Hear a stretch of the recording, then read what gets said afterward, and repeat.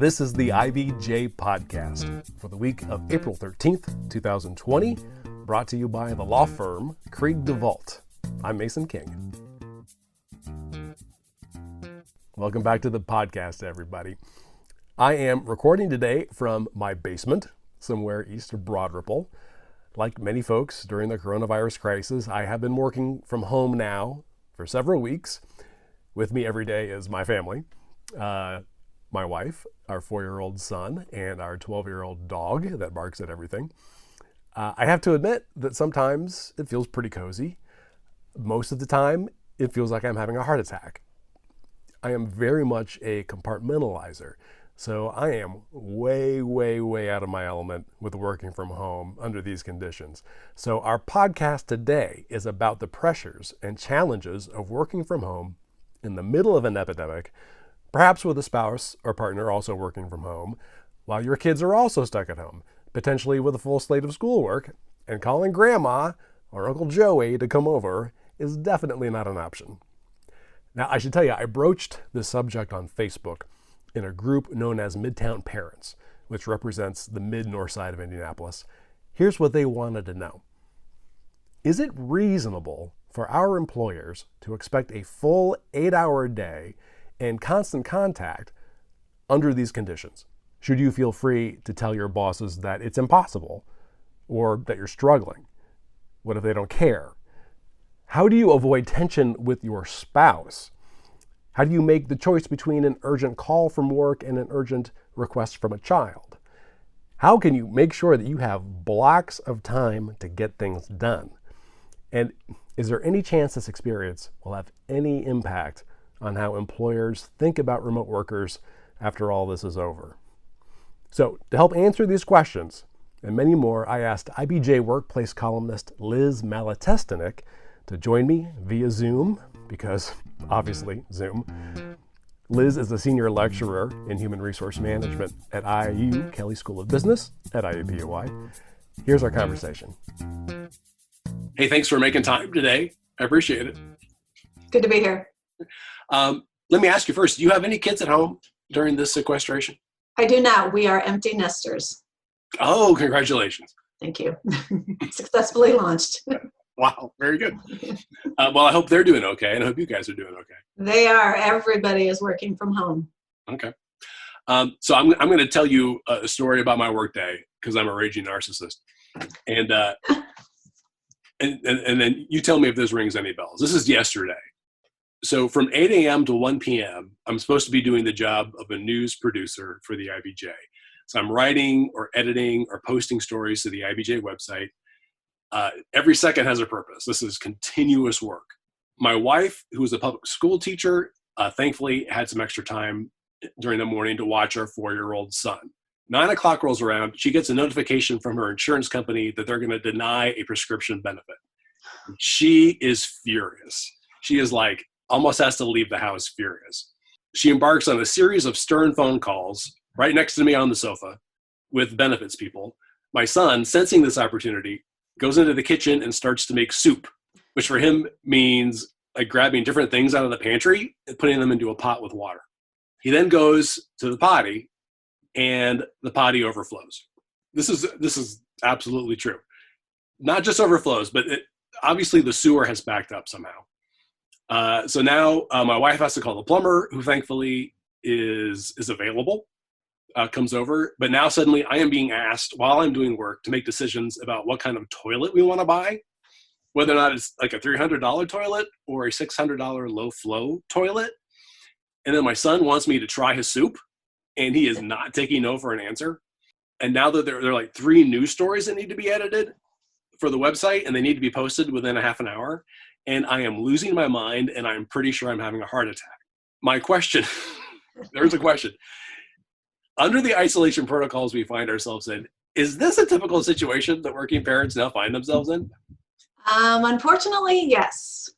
We have a lot of parents. I have students who are parents that have shifted into the mode where the kids are in school, so they're managing their own education while the kids are in school. Now all of a sudden, all those kids are at home. Not only that, but they're becoming teachers during the day. They have jobs. They're trying to get to their jobs, and they're trying to get their education. And by the way, they've got parents to worry about as well, who they may or may not be visiting depending on their situation. So yeah, I got an email from somebody who teaches part-time for us saying, all of a sudden I am, and this is a guy, he said, I'm a kindergarten teacher, second grade teacher, and the lunch lady. So, it's, the demands are great. The demands are great.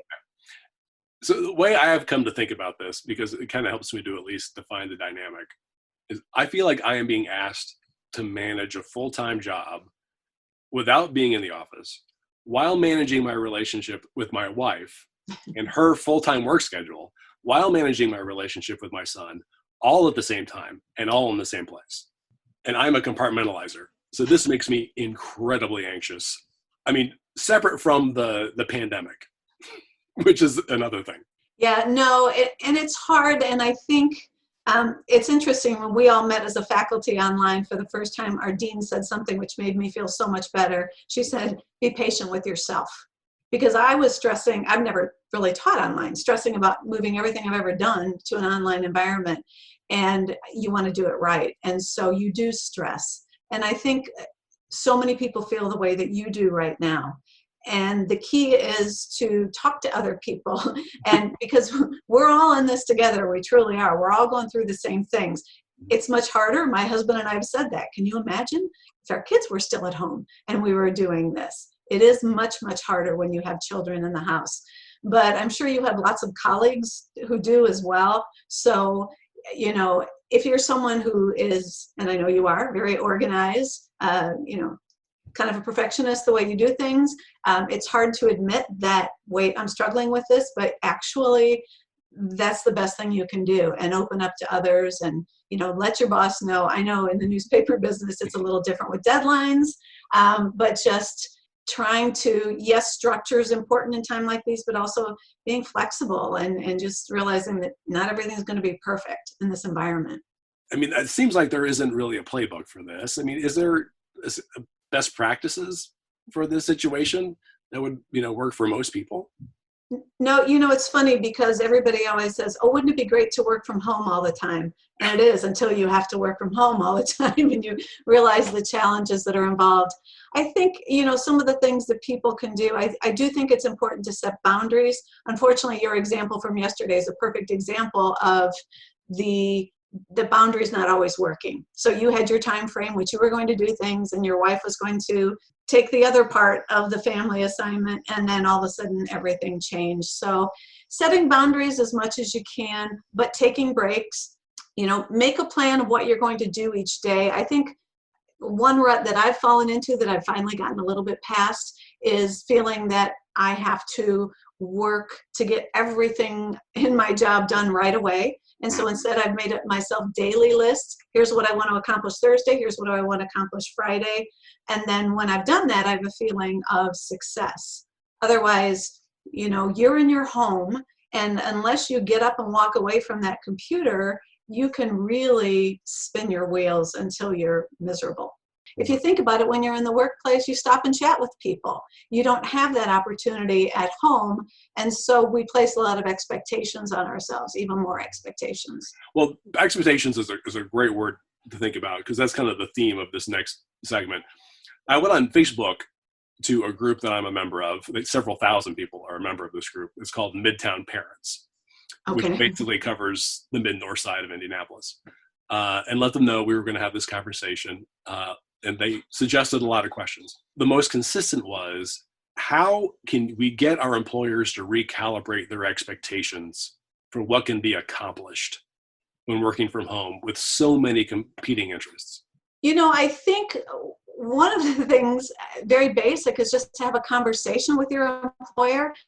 And I think for many of us, what we think our employer is expecting at these moments might be different than what our employer is actually expecting. Chances are your employer also has kids at home or other life complications, and it's difficult for them as well. So I think just having a conversation, being honest about what you're dealing with. And a lot of times that will relieve your stress. Explain your situation. Is there something that the employer can do to help me manage the situation or make it easier to work remotely? Yes, I think that employers really need to reach out to employees to be empathetic, to realize what different situations everyone's in. We have a tendency in the workplace to think of, your personal life is here and your work life is here, but now it's all meshed together. And so you can't pretend that people's personal lives aren't going to impact what's going on. So I think employers need to be empathetic. They need to be open. They also need to set up regular meetings. And sometimes you have meetings with not much of an agenda, just so that everybody can check in and talk and feel connected. And when you have those meetings, make sure that people turn their video on. You and I could have had this conversation with the video off, but it would have felt strange and it wouldn't have felt connected. And so have everybody turn their video on, connect, and it just makes people understand, again, that we're all in the same boat. Yeah. I want to acknowledge actually one of the people who offered comments to me. I can't remember his name immediately, but who is actually kind of peeved by these giant Zoom meetings that everybody is having, where you've got, 15, Brady Bunch people on your screen. And it's honestly, it's kind of hard to communicate, but also, a conversation that would have taken 5 minutes with your boss in the office is now part of a hour-and-a-half meeting with the whole group. Well, and that does happen, and we just had a meeting like that last Friday. But I think what you can do with these touchpoint meetings is say they're optional. If you can't be there or, don't want to engage, you don't have to. But I think what you'll find is a great majority of people will. So yeah, for those people, you don't want to make them feel like that's another thing that they're obligated to do. And certainly the last thing you would have needed yesterday morning at 10 o'clock was an all hands-on Zoom meeting, right? So letting people know that if you can't make those, it's okay.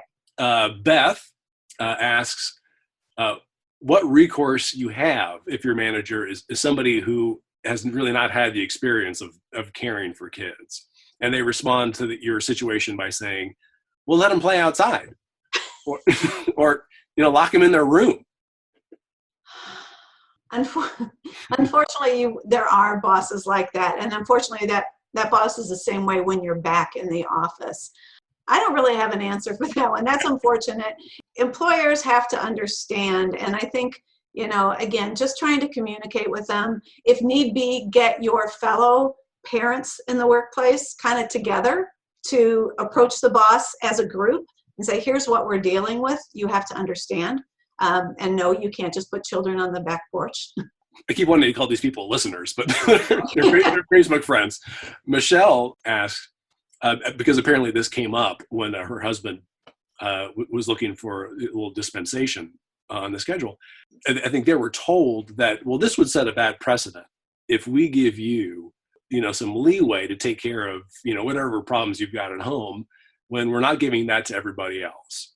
I mean, is it reasonable to have different expectations for employees that, have more responsibilities? So you mean while everybody's working remotely? Yeah, well, everybody's working remotely. Yeah. Like Craig, is 24 years old and his only worries right now are, whether he's going to keep the tires inflated on his Trek bicycle. So is that guy going to get bent out of shape, or should you be worried that guy's going to get bent out of shape if Mason says, I need more time to do all this stuff because it's crazy over here? No, I don't think so. And I think it's something that might people look at it and say, wow, he's, not accomplishing quite as much as I am, perhaps. But on the other hand, that person's probably online doing social things. The funny thing about all this is we get in our home environments and we feel like we have to be productive from, 8:30 to 5 or whatever. When in reality, part of your day, your normal day before this would involve a commute. It would involve getting coffee while you're in the office. It would involve chatting with people, having lunch. And so you're not productive all day when you're in the work office, but we get at home and we feel like those hours have to be, go, go, go. So I think that employers have to be conscious that they're going to be judged by their employees by how they're treated during this situation. It's that simple. And, I always like to tell my HR students that employers have brands, not just as a company, as the product they produce, whatever it is, but also as an employer. There is a perception of what kind of employer you are. And so I don't think you want to be in a position where people say that's a terrible place to work. And, hopefully the economy is going to get back to where it was, hopefully sooner rather than later. And it was just a couple months ago that employers were scrambling to find quality employees. And if you are establishing the kind of reputation where you're not very responsive to your employees, that's going to stick. Is it reasonable for an employer to expect 8 hours of work per day from a remote employee under these circumstances? No, I think what's reasonable is to have goals as far as what's going to be accomplished, because let's face it, we all work differently. And I think that's another thing that employers, you can talk about, especially, people with kids. Maybe the time that you're most effective is after 8 p.m. And so I think an employer and an employee need to have a conversation as to what's going to be accomplished and how much is going to be accomplished. But in terms of the old-fashioned sitting in the chair, counting the hours sitting in the chair, that's not productive. I know personally I could sit at my desk all day long, but then I could have a 2-hour spurt sometime where I would accomplish more in those 2 hours. So I think it's really all about what do we need to get done, what's important, what are our priorities, and if we're not able to get that done, how can we make adjustments so we can get done what we need to get done. And then I'll ask the question in reverse. How can I make this situation easier for my employer? Communication, letting them know what's going on. Unless you tell them, they're just not going to know. So it's about keeping those lines open. And unfortunately, it's just too easy when we're in our home offices not to talk to anyone, to just be at our computer, feeling guilty, like we need to work harder, we need to get things done. Letting your boss know what you're doing, what kind of progress you're making, and letting them know what challenges you have, asking questions. Communication is everything. Okay, let's take a quick break to hear from our sponsor. This is the IBJ Podcast. The IBJ Podcast is brought to you by Krieg DeVault, a trusted and dynamic law firm representing a wide variety of local, regional, and national clients. Committed to each other and to every client, Krieg DeVault prides itself on integrity, professionalism, respect, and excellence. Financial institutions, global manufacturers, national healthcare providers, and successful organizations of all sizes and market focus rely on Krieg DeVault to create innovative and successful business solutions. Connect today at www.kriegdevault.com. All right, we're back with this week's edition of the IBJ Podcast. Our guest this week is Liz Malatestinic, and we're talking about the pressures and challenges of working from home during the coronavirus crisis. Speaking of communication, when I'm dealing with my spouse or my partner, how do we keep things on a light note? How do we keep from getting frustrated and angry with each other and under extreme circumstances? I do think that's more challenging when you have children in the house, because it's just, let's face it, especially the smaller they are, you can't regulate their schedules. They run your life. Yeah. As they get older, it's a little bit easier. But I think communication with your spouse too, letting them know. I let my husband know when I'm going to close the door because I have a Zoom meeting with students or I'm on a podcast or whatever. And so, kind of talking at the beginning of the day, what I have to accomplish, what you have to accomplish, do we need to make adjustments, and then at the end of the day, walking away and, just kind of focusing on family time. And maybe the time is the middle of the day for you, just whatever works for your family. Andrea asks something similar.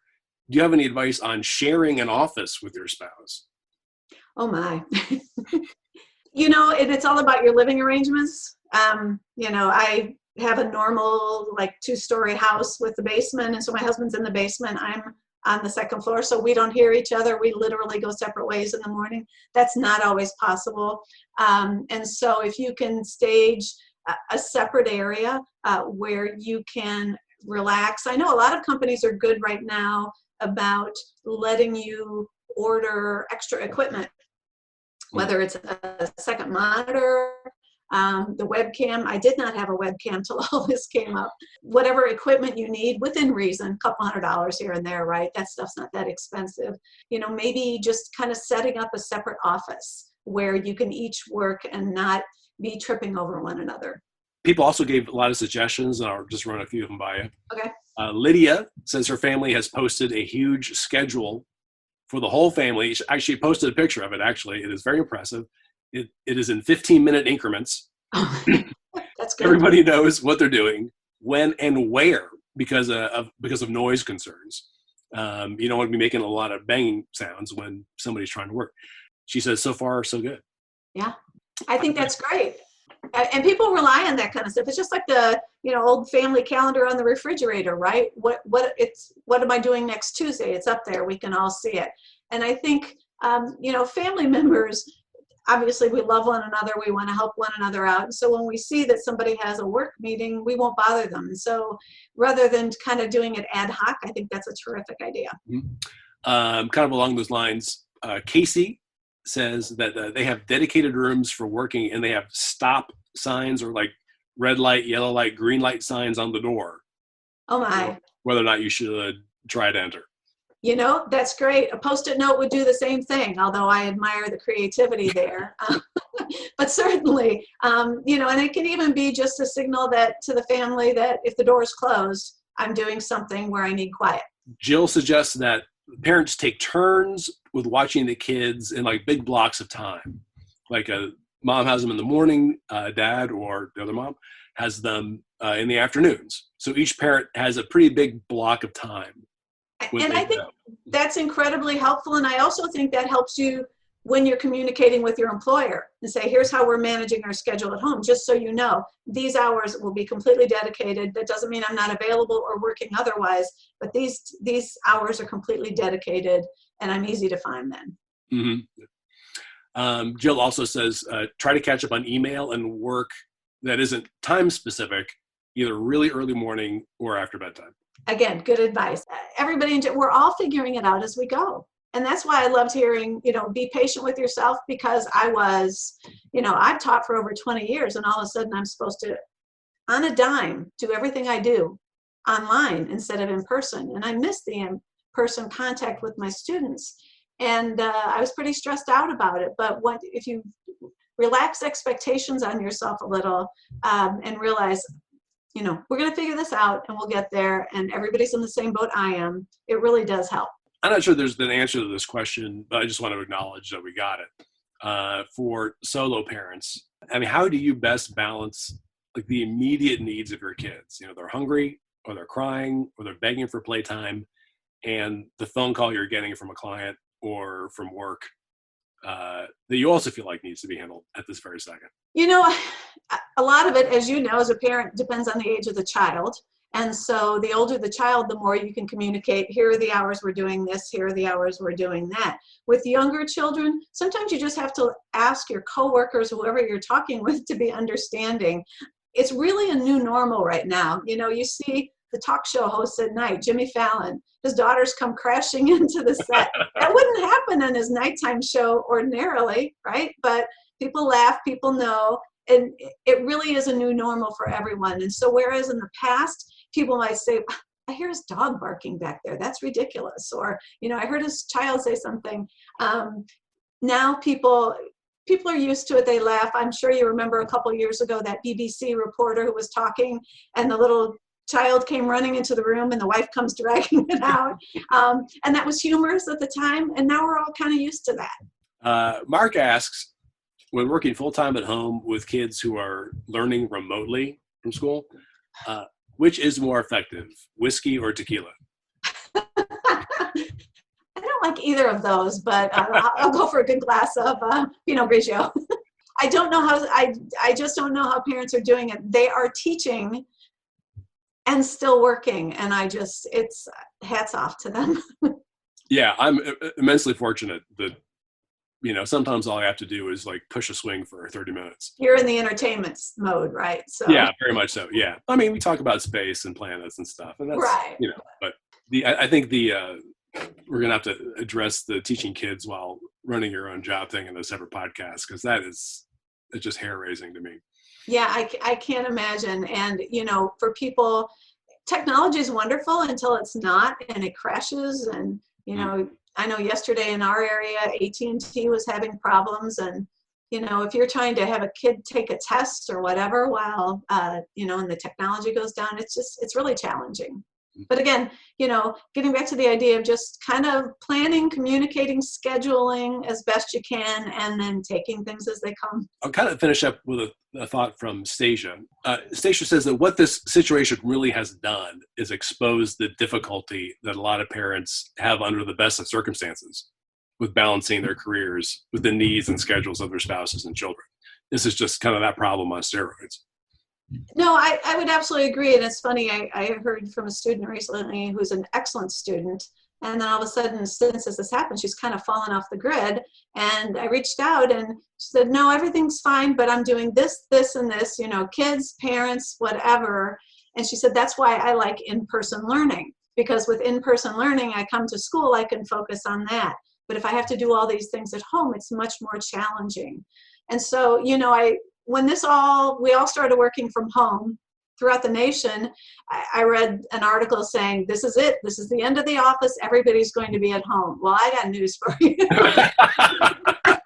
That is not going to happen. You have a newfound appreciation for your cubicle.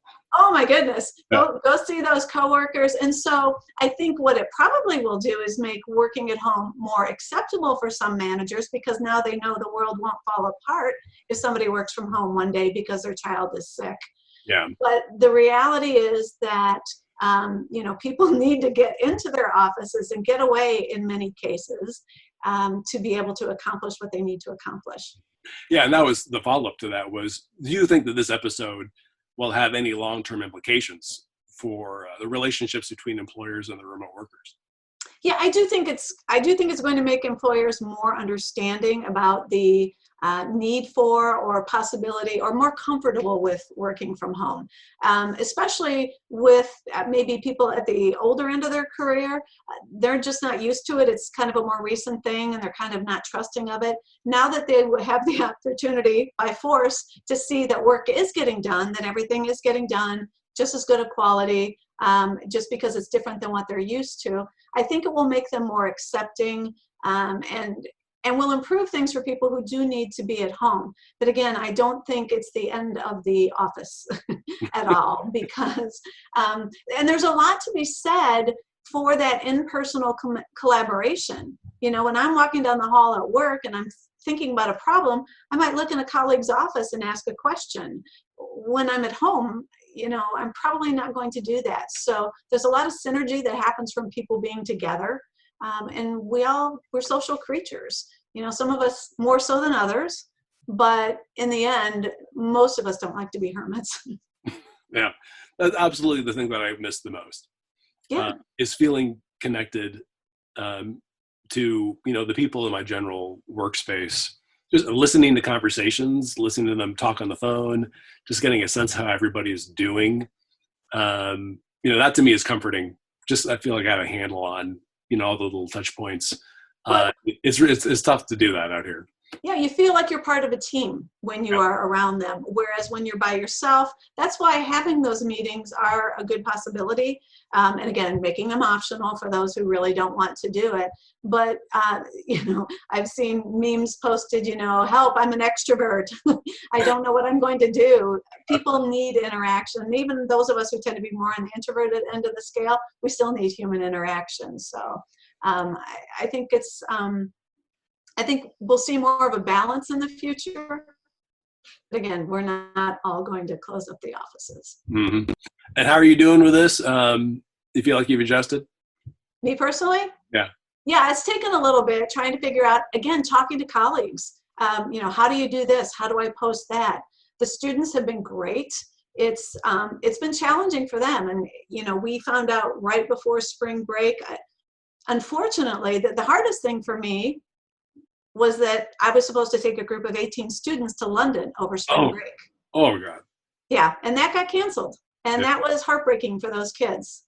So that was the hardest thing. But even still, as I left the last day before spring break and we knew we weren't coming back from spring break, I had a couple students come up to me and say, there's a reason I took in-person classes. I don't want this. And I said, I don't want it either. But, it's what we need to do as a country. So yeah, it's been challenging. I'm working longer hours, but I'm learning new things. Right on. Well, brilliant. Well, thank you so much. I appreciate it so much. Absolutely. Good to talk with you. My thanks again to Liz Malatestinic. Before you get on with the rest of your week, whatever that entails, I'd like to draw your attention to some stories in this week's edition of IBJ. First up, John Russell picks the brains of epidemiologists and health data specialists in Indianapolis to determine when the coronavirus outbreak will hit its peak in central Indiana. By the time it's finished, it could claim as many as 1,600 lives across the state, but that in part will depend on how public health officials and the public at large respond to the crisis.